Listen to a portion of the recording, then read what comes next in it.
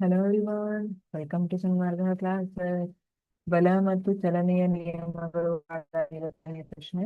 ಬಂದೂಕಿನಿಂದ ಗುಂಡು ಹಾರಿಸಿದಾಗ ಗುಂಡಿನಂತಹ ಸಣ್ಣ ದ್ರವ್ಯರಾಶಿಯು ವ್ಯಕ್ತಿಯನ್ನು ಏಕೆ ಕೊಲ್ಲಬಹುದು? ಬಂದೂಕಿನಲ್ಲಿ ಹಾಕೋ ಗುಂಡು ಇದೆ ಅಲ್ಲ, ಅದನ್ನ ಕೈಲಿ ಹಿಡ್ಕೊಂಡು ಟಕ್ ಅಂತ ಒಗೆಯಿರಿ ಯಾರಿಗಾದ್ರು. ಅವ್ರಿಗೆ ಏಟು ಬೀಳುತ್ತದ?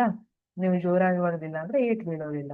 ಹಾಗಿದ್ರೆ ಅದನ್ನೇ ನಾವು ಬಂದೂಕಿನಿಂದ ಹಾರಿಸಿದಾಗ ಅಂತಹ ಸಣ್ಣ ದ್ರವ್ಯರಾಶಿಯ ಗುಂಡು ಸಹ ವ್ಯಕ್ತಿಯನ್ನ ಕೊಲ್ಲುತ್ತದೆ.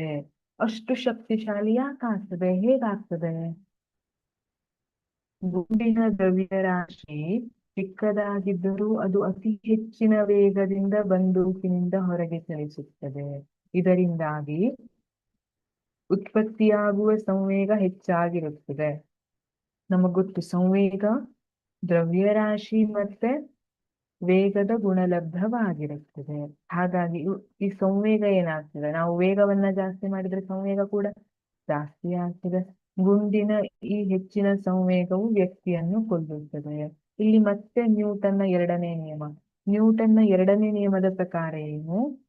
ಇಲ್ಲಿ ಸಂವೇಗದ ಬದಲಾವಣೆಯ ದರವು ಬಲಕ್ಕೆ ನೇರ ಅನುಪಾತದಲ್ಲಿರ್ತದೆ ಅಂತ ಹೇಳ್ತಾರೆ.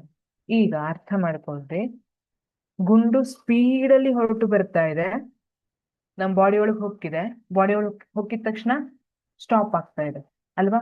ಅದರ ವೇಗ ಏನಾಯ್ತು? ಒಂದೇ ಸಲ ಹೈಯೆಸ್ಟ್ ಇರುವಂತದ್ದು ಎಲ್ಲಕ್ಕೆ ಬಂತು? ಝೀರೋ ಬಂದು ಮುಟ್ತು. ಅಂದ್ರೆ ಸಂವೇಗದ ಬದಲಾವಣೆ ಏನಾಯ್ತು? ಬಹಳ ಕಡಿಮೆ ಟೈಮ್ ಅಲ್ಲಿ ಗುಂಡು ಎಷ್ಟು ಸ್ಪೀಡ್ ಆಗಿ ಹೋಗ್ತದೆ? ನಾವು ಕಣ್ಣು ಮುಚ್ಚಿ ತೆರೆಯೋದ್ರೊಳಗೆ ಗುಂಡು ಸ್ಪೀಡ್ ಆಗಿ ಹೋಗಿ ಅಲ್ಲಿ ಏನ್ ಮಾಡ್ಬೇಕು ಅದನ್ನ ಮಾಡಿ ಮುಗಿಸಿರ್ತದೆ ಅಲ್ವಾ? ಹಾಗಾಗಿ ಅಂದ್ರೆ ಬಹಳ ಕಡಿಮೆ ಸಮಯದಲ್ಲಿ ಏನಾಗ್ತಾ ಇದೆ? ಸಂವೇಗ ಬದಲಾವಣೆ ಆಗ್ತಾ ಇದೆ. ಆ ಟೈಮಲ್ಲಿ ಏನಾಗ್ತದೆ? ಉಂಟಾಗುವಂತಹ ಬಲ, ಅದು ಉಂಟು ಮಾಡುವಂತಹ ಬಲ ಬಹಳ ದೊಡ್ಡ ಪ್ರಮಾಣದಲ್ಲಿರ್ತದೆ. ಹಾಗಾಗಿ ನಮ್ಮ ದೇಹದ ಒಳಗಿನ ಅಂಗಾಂಶಗಳನ್ನೆಲ್ಲ ಹಾನಿ ಮಾಡಿ ಅದು ವ್ಯಕ್ತಿಯನ್ನ ಕೊಲ್ತದೆ. Thank you.